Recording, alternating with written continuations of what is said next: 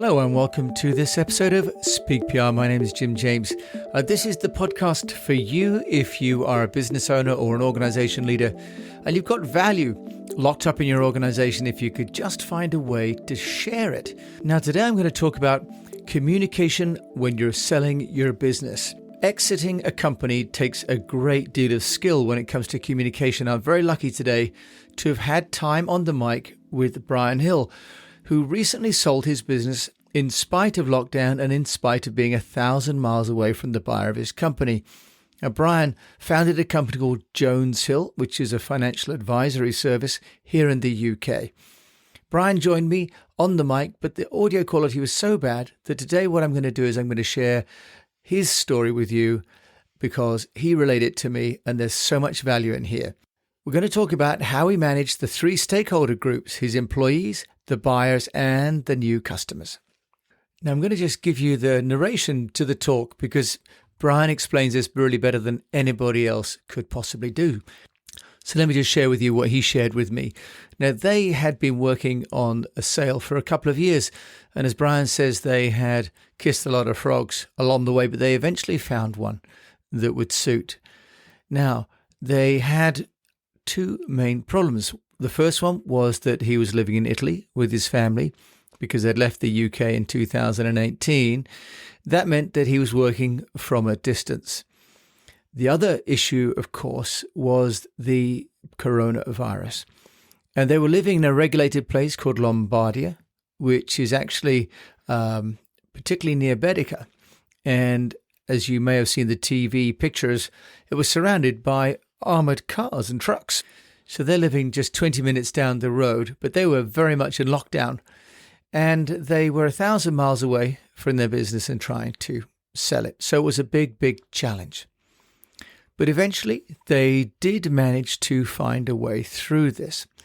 And on the 4th of September, the deal was successfully transacted where they sold their business with 150 clients to another British company and leaving the staff in the new business. So the target audiences for Brian, number one, were the clients. And number two, of course, were the employees. And number three was the company buying the business. So there are a lot of people that they were working with that they had to communicate with. And I thought this is why it makes such a fascinating Speak PR story. Now, the clients are the ones that Brian put first. And he knew that they really need to communicate from the perspective of what's in it for them. He made them the center of the story. And he shared with them how they're going to be better off after this transaction. And so he made a point of sharing his news with them from their perspective. And he worked with Peter Rolleston of the Progress Shed here in the UK in Somerset. And they spent a lot of time crafting the messages. And they delivered in a way that they felt was most appropriate. So what he actually did was to make a short 3-minute video. And the video was just with Brian Hill. And he had a photograph of himself with his university mortarboard and degrees and with his parents. And he did this because he wanted to demonstrate that he's going to be leaving the business to move on, to go on to university to start his doctorate. So he'd thought very carefully about the messaging by the way that the photography was profiled in the video. Now, he also just used a regular handheld video. He didn't want it to seem too posh or anything overly professional. He just wanted to be talk to the camera and talk to the clients as though they were one-on-one. He was in his home setting. That was important. So he felt that that's where his clients could relate to him because they would also be at home watching this. The video was sent out on a Friday evening. By 5:30 and on the Saturday morning, the letters arrived from the business that had purchased his company. So he had a video in advance, and then he had a letter the next day. So it was tightly organized with no gap over the weekend. Now, the perspective of the customer was always held central, and the feedback from the clients was excellent. There was no spectacular revolt. There was no concern that he was leaving the business and leaving them alone, but they were all supportive of his move on to his doctorate. And they were still therefore getting the clients. Now, the thing that he'd also worked on with Peter Rolleston was some FAQs. So in the video, and along with the letter that went out on the Saturday morning, they'd already put questions that they knew would be asked by the clients. So they talked about things like whether people could still go to the Bradford upon Avon offices, what's happening to Brian, which he didn't think many people would ask, but some people did. So there were some 20 questions and answers, and offered, of course, that people could still have a meeting or a phone call with him if he wanted to, or to make sure there was some continuity. And we talk about any kind of change or crisis management all being about business continuity. So the challenge for Brian, though, of course, was that he couldn't see people because of lockdown, but the video was a great way of overcoming that. And actually, interestingly enough, lockdown was almost the perfect cover because he was able to send 150 emails to people without needing to justify why he was sending emails and not visiting them all one at a time. Now, he was careful in the videos and in the letters not to use any alarmist words. He just said, this is something that we're going to share with you in the email. And they made it a very calm and relaxing and reassuring email. Now, in tandem, Brian had been working with Peter Rolleston on preparing the messaging for the team. Now, the issue here was that they knew they were in negotiations, and they knew that they needed to tell the team once the documents had been exchanged and the sale had been agreed. But the issue was, due to lockdown, that they didn't know when that would be. So they had already prepared a number of scenarios and lines that they were going to communicate with the staff, because obviously the business was of value to the buyers because of the customers, but also because of the people that were in place to look after those customers. What they worked on then, Brian and his advisory team, was to put together some messages that would give the team, the existing staff, some reassurance.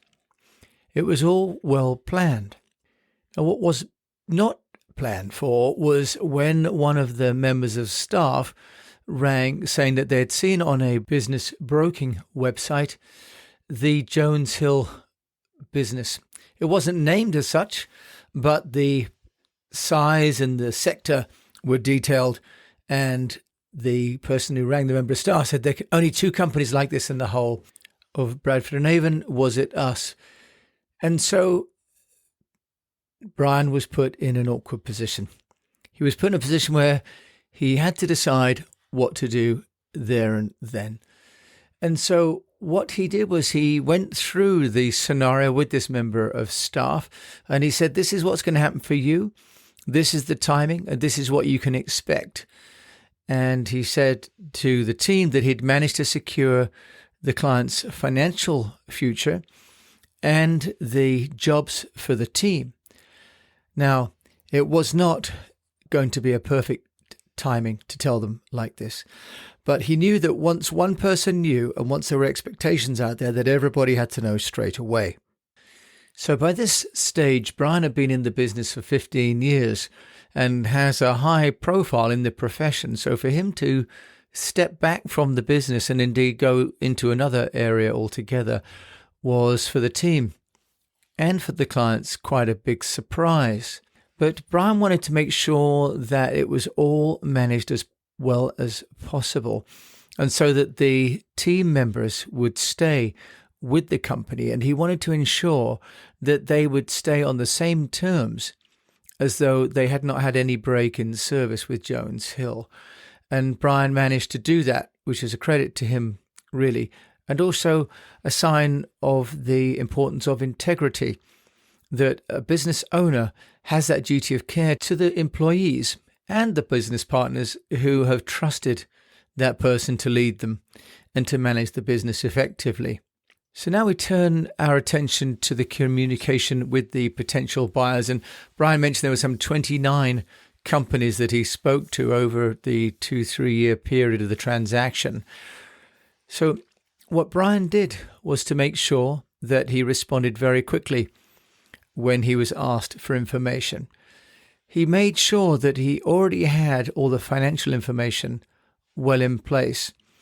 He had already made sure that there were non-disclosure agreements in place so that if anyone did have information, and of course they would all be from the same industry in order to be interested in this, that there would be no leakage.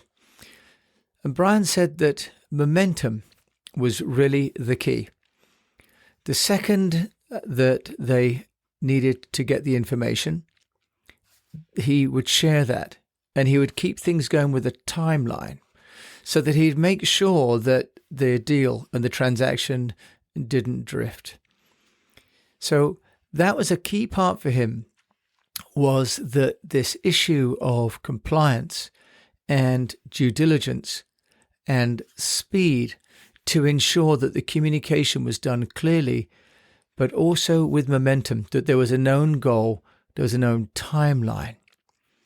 Now, when things were going slowly, they would say that the accountability and the decision and the delegation of who had which tasks to do was really key.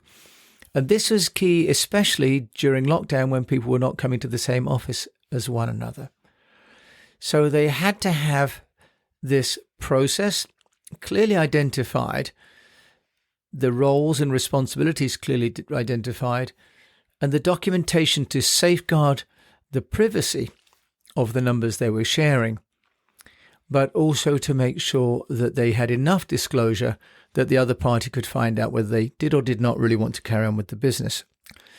Now, I asked Brian, well, what happens if someone takes the information and uses it to their own ends? And Brian said, well, that would really be professional suicide, because it's such a small industry that anybody that did take time or did take the materials away from the deal and didn't delete them, as Brian asked for once they decided the deal was not for them, would be negligent.